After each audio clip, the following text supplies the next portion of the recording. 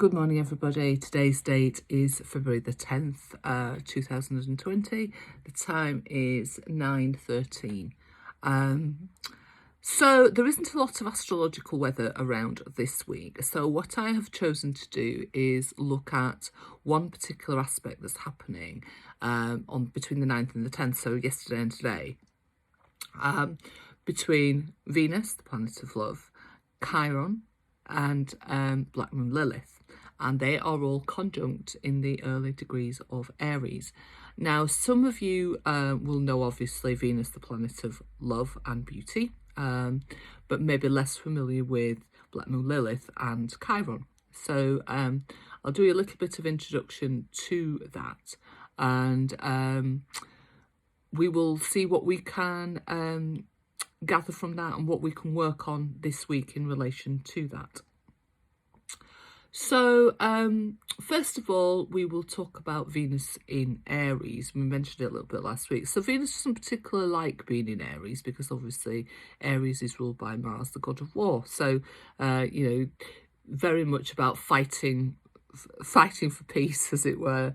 Can bring some antagonism to relationships. But the positive thing about Venus being in Aries is it is about the independence and free spirit and the warrior-like standing up for yourselfness, if you like, that Aries brings to Venus. So if she was a person and having a conversation with you, she would be telling you to take some time for yourself. What are you doing? What are you doing for you in your life? Why are you not standing up for yourself? Why are you not striking out with courage and determination to get the things done that you want to get done in your life? So you've got to look, when your Venus is in Aries, you've got to look at, well, where am I failing to be independent? Where am I relying on other people too much? Where do I need to woman up, if you like, or man up, and come into my own? And that could be about ensuring that you have some time every week to do something independently, so a class or a bit of meditation, or even just taking the dog out for a walk for a little bit. It's about having that time just for yourself and for you, to allow you to develop and grow as an individual. So it's not just about lazy time. It's not just about that. It's about using that time positively, because Venus in Aries would kick you behind if you didn't. If you started being lazy about these things. She wants you to do something. She wants you to get out there and make your presence felt and show that you are as good as everybody else and show that you can be something out there in the world. So that's what Venus in Aries represents. And if we then move on to Dark Moon Lilith, Dark Moon Lilith gets a lot of bad press, and this is mainly because of the patriarchal Christian tradition that she comes from. And for a lot of people, she represents the dark side of the feminine, the destructive, the seductress, the home wrecker, the sort of the female power turned up to 10, destroying, making a mockery of marriage and relationships and civilization and communities and this, that and the other. So she was seen in a very, very negative light, and has a really bad reputation. So usually in films, she's represented as being the devil's consort.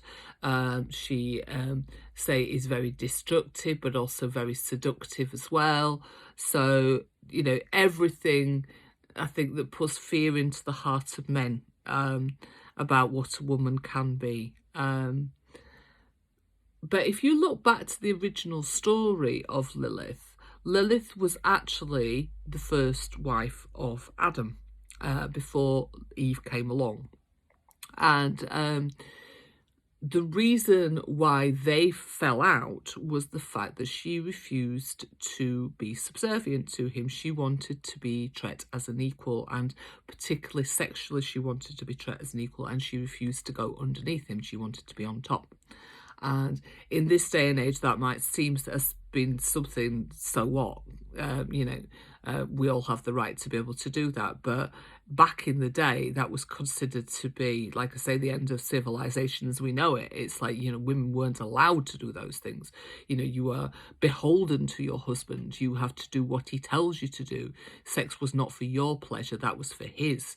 And, you did not have a right to even ask for anything. You should be grateful for whatever you receive in terms of having a house, having money, having security, making sure that you bear the children, that you look after the home. So everything that Lilith represented went against what was considered to be civilized and right in the world as far as the role of women was concerned. So she got thrown out, and and was sent away from the city to go and live out in the wild, and was not allowed back. And then, of course, Adam went on to marry Eve, and we all know the rest of it from there. So when we think of that story now, it's actually, we can kind of laugh a little bit about it, because it just seems so far removed from our lives. Well, a lot of people's lives, not saying everybody.